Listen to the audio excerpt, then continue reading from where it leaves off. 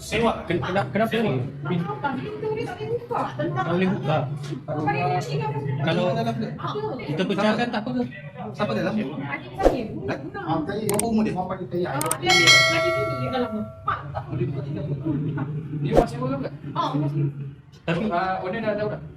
Tak tahu bila dia mati tahu tak. kena kau owner dulu lah. Nabila, bomba dah sampai ni. Owner tahu tak? Tapi kau kena inform kat owner dulu.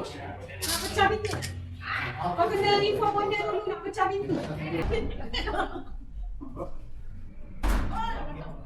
Seorang lagi minum air. Minum air.